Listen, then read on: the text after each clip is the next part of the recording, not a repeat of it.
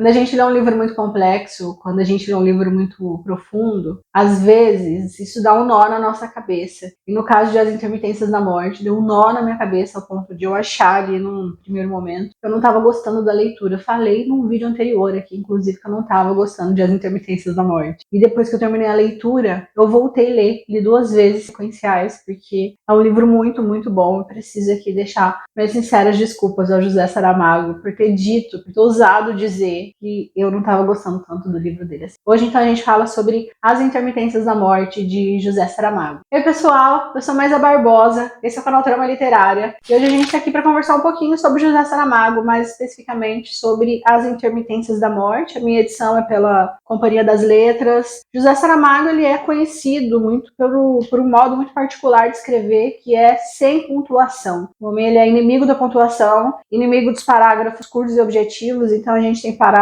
ali de páginas e páginas e quase nenhuma pontuação, quase nenhuma vírgula, ponto final, só se for extremamente necessário. Diálogos que vão se atropelando dentro do próprio parágrafo, não tem uma marca que dá início para uma fala, outra marca que dá início para outra fala, e em literatura tem muito uma briga assim, de qual sinalização de diálogo que é melhor, se é entre aspas, se é travessão, e o José Saramago, tipo, foda-se, não vou usar marca nenhuma. Então é complicado ler, porque é um livro que você acaba tendo que ler um pouco mais devagar, né, para poder perceber quem está dizendo, para poder perceber as mudanças na sequência temporal. Então o Saramago tem essa escrita aí muito particular, e As Intermitências da Morte segue essa característica. É um livro que ele já escreveu mais velho, assim, ele já tinha 83 anos, então é um livro interessante de pensar que ele escreveu no momento que ele talvez já estivesse querendo pensar sobre a morte a partir da perspectiva de alguém que, né, o cara já estava com 83 anos, talvez ele já estivesse pensando sobre a sua própria futura morte. Quando eu comecei a ler, eu demorei para ficar pessoalmente interessada, assim.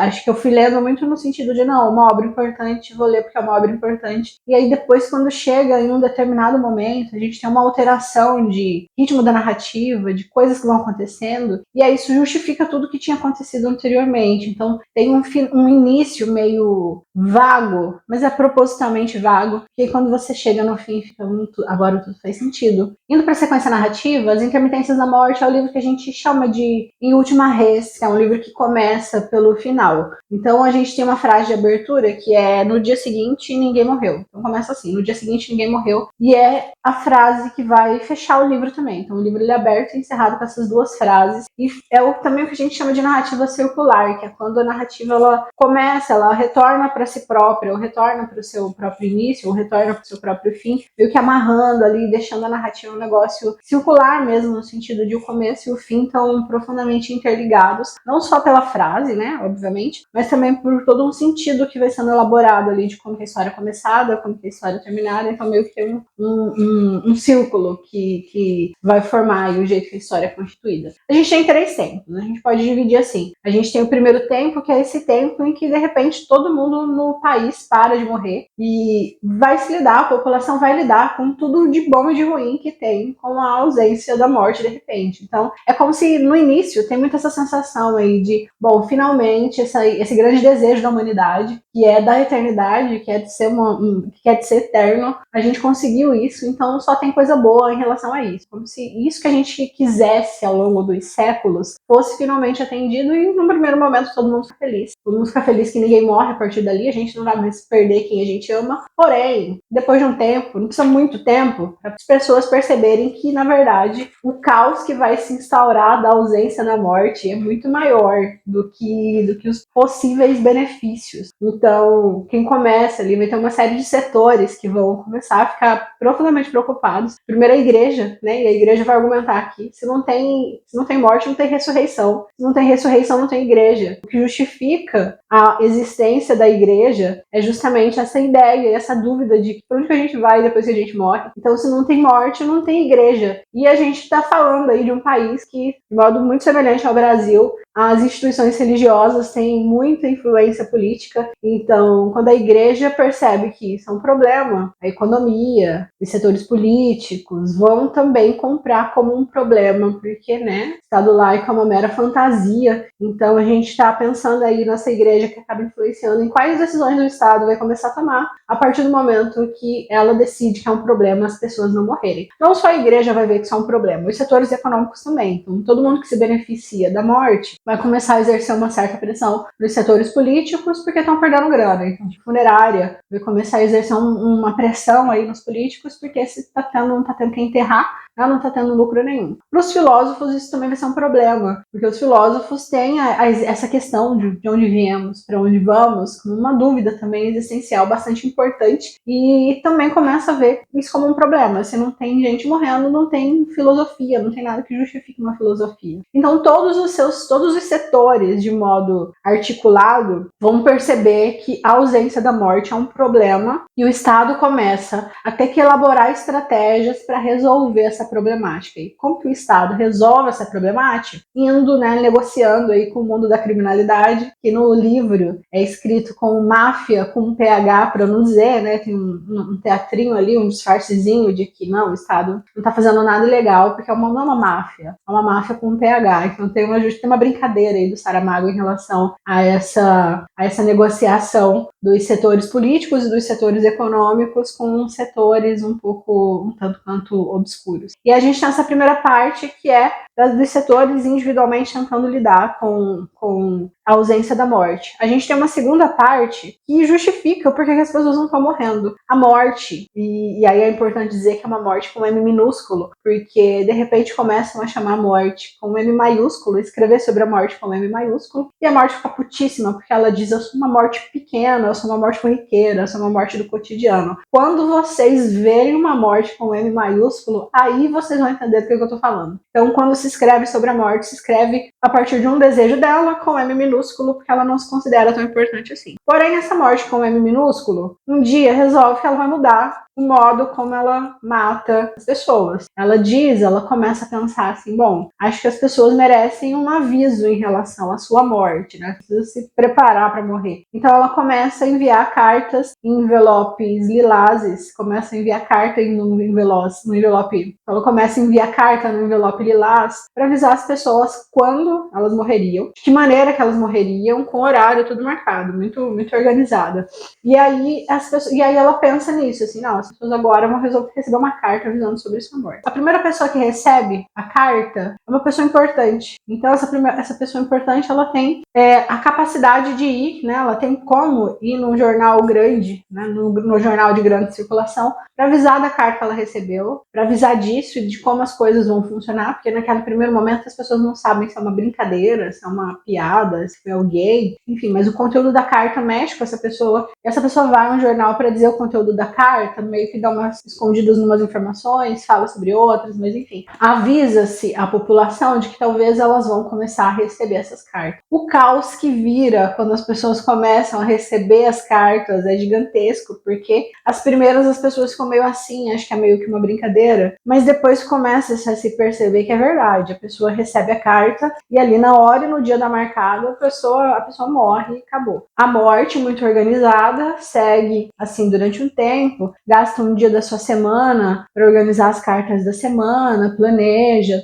organiza em pilhas, as mortes das pessoas estão profundamente organizadas. Até que, e aí a gente chega na terceira parte, até que uma carta volta, uma dessas cartas volta, e a morte tem um novo problema para lidar ali. Nunca nenhuma carta voltou, o que está acontecendo? Essa carta volta, e quando essa carta volta, ela tenta pensar ali o que ela pode fazer, resolve momentaneamente, manda a carta novamente, a carta volta, ela manda a carta uma terceira vez, a carta volta, e aí ela fica curiosa em relação ao que está acontecendo e vai investigar a vida da pessoa que a carta está voltando. E a pessoa está ali numa transição de 49 para 50 anos, e está no plano da pessoa, ela iria morrer aos 49 anos, só que a morte começa a ficar preocupada, porque começa a se perceber que vai haver uma alteração do destino dessa pessoa que pode influenciar em muita coisa. Se ela não morrer com 49, morrer com 50. violenta. A morte começa a investigar sobre essa pessoa, começa a buscar elementos, a buscar dados sobre essa pessoa, acompanha, observa esse sujeito dormindo, é um músico, não é um dos músicos mais talentosos, isso é importante, mas ele é um bom músico e ela fica encantada ali, começa a ouvir ele tocando, começa a assistir as apresentações e ela vai ficando profundamente encantada e cada vez mais encantada. E de repente a ausência da morte daquele sujeito começa a ser um assunto de segunda importância, porque a relação que a morte começa a desenvolver com ele, ainda que ele nem a veja, começa a ser mais relevante. A gente tem uma alteração aí de significado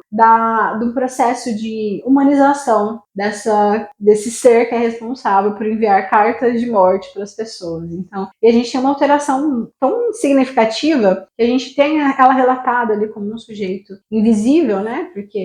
Mas esquelético. Ela é um esqueleto, né? Que anda com uma capa preta pelas ruas ali, enquanto ela observa esse sujeito. E aí esse sujeito e esse ser com uma capa preta, com um corpo esquelético, começa a acompanhar a vida desse homem, a dele e a do cachorro dele, são os dois sujeitos ali, os dois seres, aliás, são os dois seres ali. E isso começa a ter uma alteração tão significativa a ponto da morte interrogando sobre sua existência, sobre como que ela foi parar ali, sobre essa atividade que ela desenvolve de maneira profundamente mecânica. Então ela não tem por que ela faz isso, quem que ensinou ela a fazer isso, e se ela não quisesse fazer isso. Então a gente começa a ter questionamentos muito profundos em relação a como que ela está lidando como que ela começa a lidar com isso que ela fazia de maneira muito habitual, mas que de repente a existência ou um acompanhamento próximo em relação à humanidade começa a mudar completamente a forma como ela se vê. A gente tem então um processo muito bonito de humanização da morte, e pela primeira vez começa a enxergar essas pessoas que ela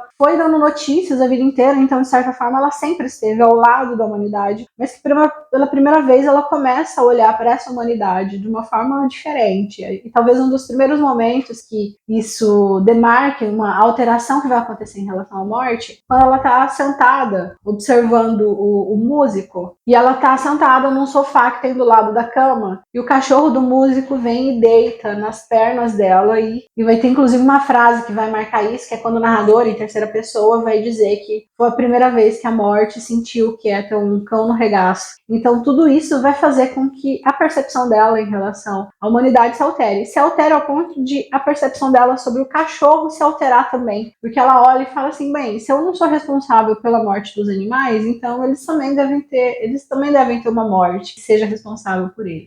E aí começa um processo muito maluco, assim, de ela ficar cada vez mais próxima da realidade desse sujeito, de modo invisível até certo momento. Então ela começa a acompanhar isso de maneira muito invisível, né? Observando como alguém observa de fora, e isso vai promovendo uma alteração profunda nela, assim, a ponto dela querer uma série de alterações também para si, o que essas alterações, obviamente eu não vou falar quais, essas alterações que vão justificar ali o início, que é aquela frase que abre no dia seguinte, ninguém morreu. E aí esse caos que se instaura lá no começo,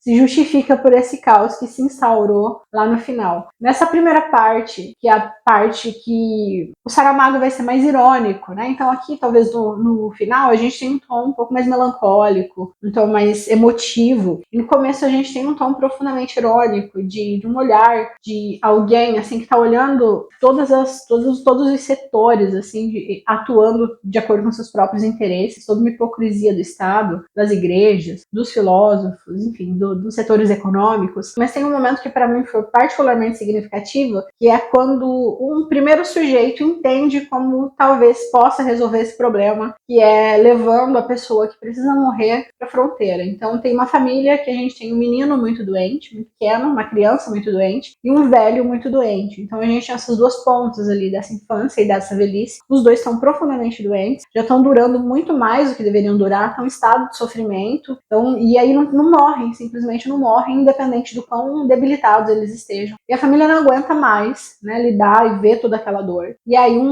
alguém da família pensa, bom, talvez se a gente levar para a fronteira, eles morram. E aí é isso que eles fazem, colocam os dois corpos numa carroça e vai indo para a fronteira com esses dois corpos. Quando chegam lá, de fato, assim que eles atravessam, os dois morrem e a situação imediata ali da família é resolvida, mas também com muita dor, porque essa mãe fica profundamente desesperada e ao mesmo tempo ela não consegue impedir, porque ela sabe que o filho tá muito mal, que o senhor também tá muito mal e que essa morte ela é necessária. Então essa cena vai mostrando ali o quanto que lidar com a morte é um negócio profundamente paradoxal. Essa ideia da eternidade, ela é quase infantil, né? Esse desejo de que os nossos entes queridos sejam eternos é uma ideia infantil e egoísta, mas ao mesmo tempo ter participação nessa morte também vai ser profundamente cruel com aquela família. Então a gente tem um começo ali muito irônico, muito debochado de Saramago em relação a toda essa hipocrisia dos setores sociais, mas a gente também tem um final depois que vai sendo difícil de lidar e difícil de ler, justamente porque é muito triste. A gente tem